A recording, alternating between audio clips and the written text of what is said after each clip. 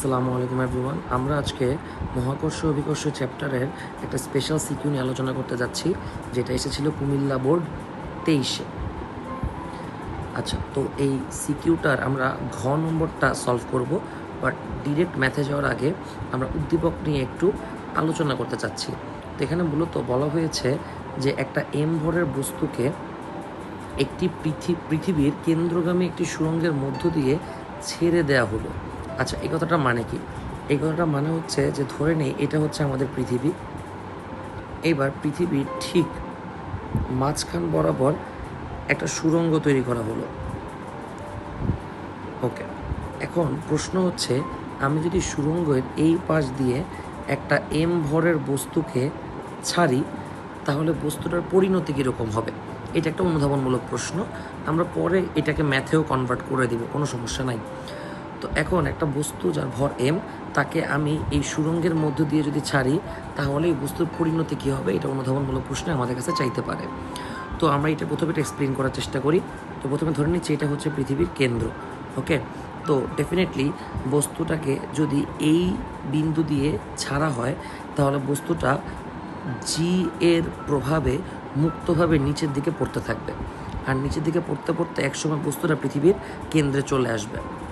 এখন কোশ্চেন হচ্ছে, পৃথিবীর কেন্দ্রে আসার পর বস্তুটা কি এখানে থেমে যাবে, নাকি বস্তুটা এই বিন্দুকে ক্রস করে সামনে আগে যাবে? তো এটাও খুবই সিম্পলি আমরা বলতে পারি যে বস্তুটা কিন্তু প্রায় কতটুকু পথ অতিক্রম করেছে। পৃথিবীর ব্যাসার্ধ, গড় ব্যাসার্ধ আমরা জানি 6400 কিলোমিটার। এত বড় পথ যে বস্তুটা ট্রাভেল করেছে, ডেফিনেটলি বস্তুটার বেগ এতটাই বেশি হয়েছে যে যখন সে কেন্দ্রকে অতিক্রম করবে, তখন তার মধ্যে গতি জড়তা সৃষ্টি হয়। আর এই গতি জড়তা সৃষ্টি হওয়ার কারণে বস্তু কিন্তু ঠিক পৃথিবীর কেন্দ্রে এসে থেমে যেতে পারবে না। তখন গতি জড়তার কারণে দেখা যাবে বস্তুটি পৃথিবীর কেন্দ্রকে অতিক্রম করে চলে গেছে, আর অতিক্রম করে বস্তুটা ঠিক এই প্রান্তে, মানে ঠিক বিপরীত প্রান্ত পর্যন্ত চলে আসছে।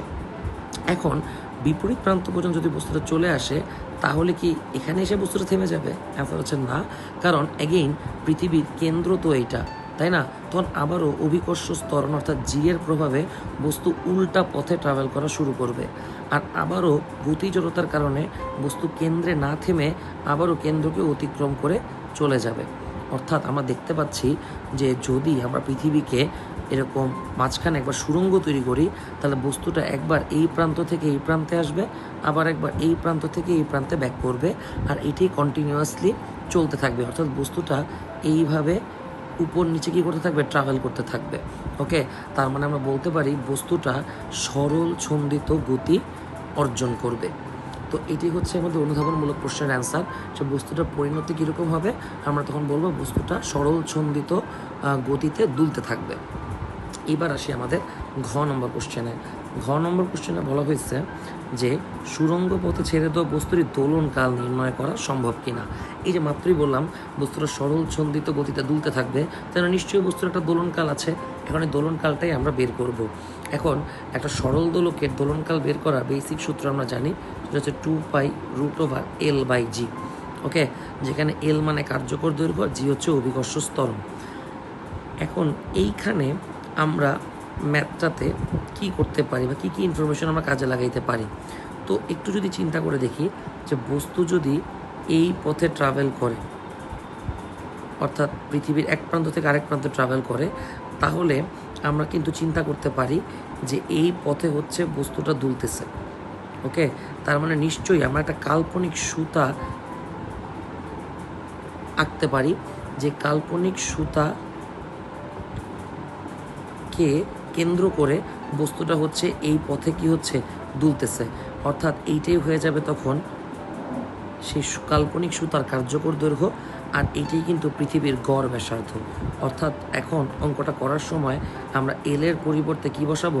আর বসাবো, আর জি এর ভ্যালুকে আমরা কনস্ট্যান্ট ধরে নেব, মানে 9.81। যদিও জি কনস্ট্যান্ট না, কারণ এখানে উপর থেকে নিচে, নিচ থেকে উপরে যাওয়ার সময় প্রতি মুহূর্তে কি হয়েছে? জি এর মান কিন্তু চেঞ্জ হয়েছে। যেমন সবচেয়ে উপরে 9.81, তারপর কেন্দ্রে 0, তারপর আবারও এখানে 9.81। তো যেহেতু পুরো পথই ট্রাভেল করতেছে, তাই জি এর গড় মানও 9.81 ধরে নেওয়া যাবে, কোনো সমস্যা নেই। এখন আমরা জাস্ট ক্যালকুলেটার চাপবো, আর এর মান বসায় দিব 6.4 × 10⁶ মিটার, আর জি এর মান বসাবো 9.8 metre per second square. Calculator চাপলে আমাদের একটা অ্যান্সার চলে আসবে, যেই অ্যান্সারটা আসবে সেটাই হচ্ছে আমাদের সেই সুড়ঙ্গ পথে ছেড়ে দেওয়া বস্তুটির দোলনকাল। তো আশা করি সবাই বুঝতে পেরেছেন। তো এরকম ম্যাথ সাধারণত আমার যদি মনে পড়ে অ্যাডমিশন এক্সাম এসেছিল, কুমিল্লা বোর্ডে এই ধরনের ম্যাথ আসা অবশ্যই একটু মানে টেনশনে। হোপফুলি ঢাকা বোর্ডে এরকম ম্যাথ আসবে না, তবুও এখানে কিন্তু এই এলটাই যে আমাদের আর, এটা ক্লু কিন্তু এখানে চিত্রে দেওয়া আছে। ওকে, তার মানে এখানে বলা হয়েছে যে এই যে বস্তুটা এই পথে হচ্ছে কি হচ্ছে দুলতেছে সরলচন্দ্রিত গতিতে, তাহলে এটাকে সুতা কনসিডার করতে হবে, যা হচ্ছে পৃথিবীর ব্যাসার্ধ। আশা করি সবাই বুঝতে পেরেছেন।